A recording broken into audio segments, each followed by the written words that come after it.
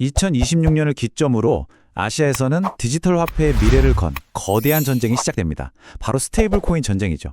이것은 단순한 기술 경쟁이 아닙니다. 화폐 패권을 둘러싼 아주 치열한 싸움이라고 할 수 있습니다. 그런데 지금 이 전쟁에서 누가 이기고 있는지는 딱 이 숫자 하나로 설명이 끝납니다. 바로 99%입니다. 이게 무슨 뜻이냐면요. 전 세계 스테이블 코인 시장의 99%가 전부 미국 달러에 묶여 있다는 겁니다. 사실상 달러가 이 디지털 화폐 시장을 완전히 독점하고 있다는 의미죠. 바로 이 지점이 아시아 국가들이 마주한 아주 근본적인 문제입니다. 그렇다면 어떻게 이런 달러의 디지털 제국이 만들어진 걸까요? 스테이블 코인이 대체 어떻게 미국의 통화 권력을 더 강하게 만드는지 그 구조를 한번 들여다보겠습니다. 구조 자체는 아주 간단해요. 우리가 1달러를 발행사에 주면 발행사는 1달러짜리 스테이블 코인을 만들어주죠. 그런데 진짜 중요한 건 그 다음입니다. 발행사는 우리가 맡긴 그 1달러를 가지고 뭘 하느냐? 바로 미국 국채에 투자합니다. 달러 스테이블 코인 시장이 커지면 커질수록 미국 국채를 사려는 수요도 저절로 늘어나는 정말 완벽한 선순환 구조가 만들어지는 겁니다. 바로 이 점이 핵심입니다. 미국 정부 입장에서 보면요. 스테이블 코인은 그냥 편리한 결제 수단, 그 이상인 거죠. 이건 말 그대로 미국 국채를 팔 수 있는 새로운 창구이자 달러 패권을 지키는 아주 강력한 정책 무기가 되는 셈입니다. 이 데이터를 보시면 미국 정부가 왜 이 구조를 반길 수밖에 없는지 바로 이해가 되실 겁니다. 미국은 지금 부채가 무려 38조 달러가 넘고요. 2025년 한 해에만 새로 팔아야 하는 국채가 11조 달러에 달합니다. 이런 상황에서 스테이블 코인 발행사들만큼 고마운 국채 매입자가 또 어디 있겠습니까? 이제 시선을 아시아로 돌려보겠습니다. 아시아 국가들은 왜 이런 달러의 독주를 심각한 위협으로 보고 자신들의 통화 주권을 지키기 위한 싸움에 뛰어들었을까요? 그들의 가장 근본적인 동기는 단순히 새로운 기술을 도입하자는 게 아닙니다. 이대로 가다간 미국의 통화 권력을 송두리째 빼앗길 수 있다는 공포감, 그러니까 경제 안보에 대한 아주 현실적인 우려 때문인 거죠.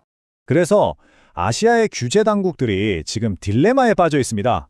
스테이블 코인 물론 좋죠. 24시간 내내 국경 간 결제를 아주 빠르고 싸게 할 수 있으니까요. 하지만 동시에 이게 자국 돈이 미국 달러로 순식간에 빠져나가는 고속도로가 될 수도 있다는 겁니다. 한마디로 기술을 받아들이자니 오히려 달러화가 더 심해질 수 있는 그런 양날의 검인 셈이죠. 이런 딜레마 속에서 아시아의 주요 4개국은 저마다 다른 해법, 다른 전략을 내놓았습니다. 지금부터 각 나라가 어떤 전략을 택했는지 하나씩 비교해서 살펴보겠습니다. 먼저 금융 허브가 되겠다고 나선 싱가포르와 홍콩입니다. 이 둘의 전략이 비슷해 보이지만 미묘하게 달라요. 싱가포르는 기존에 있던 법을 활용해서 규제 허브가 되겠다는 목표고요. 미국 달러 같은 주요 10개국 통화 기반의 스테이블 코인을 환영하는 입장입니다. 반면에 홍콩은 아예 새로운 법을 만들어서 개방형 프레임워크를 구축했어요. 통화 종류에 제한을 두지 않아서 싱가포르보다 좀 더 개방적인 스탠스라고 볼 수 있죠. 일본의 전략은 한마디로 은행 전용 모델입니다. 아주 보수적이죠. 스테이블 코인을 발행할 수 있는 자격을 은행이나 신탁회사 같은 전통금융기관에게만 주겠다는 겁니다. 안정성을 최우선으로 생각하는 일본다운 접근법입니다. 그런데 여기서 재밌는 점은 일본 시장을 이끌어가는 주체들입니다. 정작 시장의 포문은 JPYC라는 스타트업이 가장 먼저 열었어요. 그리고 그 뒤를 이어서 MUFG, SMBC, 미주호 같은 일본의 3대 거대 은행들이 프로그마 코인이라는 플랫폼으로 이 시장의 판을 키우고 있는 형국입니다. 그럼 한국은 어떨까요? 한국은 상황이 좀 복잡합니다. 아직 레이스에 본격적으로 뛰어들었다고 보기가 어려운데요. 그 이유가 도대체 이 시장의 규칙을 누가 정할 거냐를 놓고 내부에서 계속 힘겨루기를 하고 있기 때문입니다. 논쟁의 핵심은 이렇습니다. 한쪽에는 금융위원회가 있습니다. 여기서는 산업 경쟁을 키워야 하니 핀테크 기업 같은 새로운 플레이어들에게도 문을 열어주자고 하죠. 반대편에는 한국은행이 있습니다.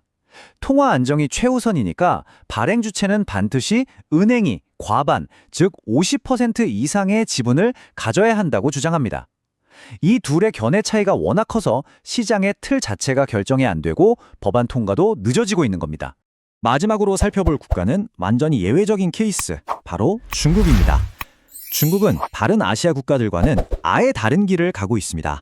이름하여 디지털 만리장성을 쌓고 있죠.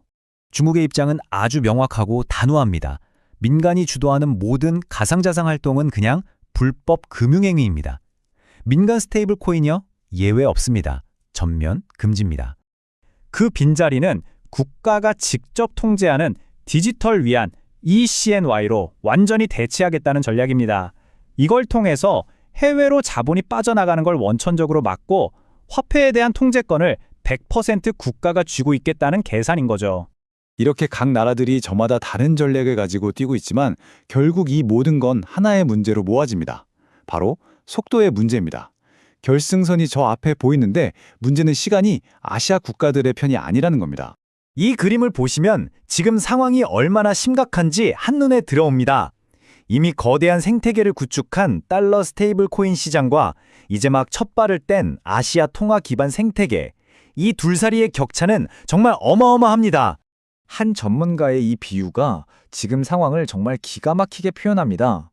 아시아 국가들은 이제 겨우 고속도로를 깔고 있는데 바로 옆 차선에서는 달러라는 이름의 포르쉐가 이미 전속력으로 질주하고 있다.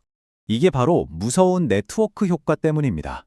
이미 전 세계의 거래소, 지갑, 서비스 같은 글로벌 인프라가 전부 달러를 중심으로 깔리고 있습니다. 돈과 사용자가 한 곳으로 몰리는 거죠. 이렇게 되면 나중에 다른 통화가 이 판에 끼어들기가 점점 더 어려워집니다. 말 그대로 기회의 창이 아주 빠르게 닫히고 있는 겁니다. 레이스 현황을 마지막으로 정리해 볼까요? 싱가포르와 일본, 신중하게 움직이고 있습니다. 홍콩, 법은 만들었지만 아직 면허를 내준 곳이 없어요. 한국, 아직도 규칙을 놓고 토론 중이고요. 중국은 아예 벽을 쳐버렸습니다. 보시다시피 가장 앞서 나간다는 나라들조차 아직은 다들 초기 단계에 머물러 있는 셈입니다. 그래서 마지막 질문은 결국 이것 하나로 귀결됩니다. 과연 아시아가 만들고 있는 이 고속도로 제 시간에 완공될 수 있을까요?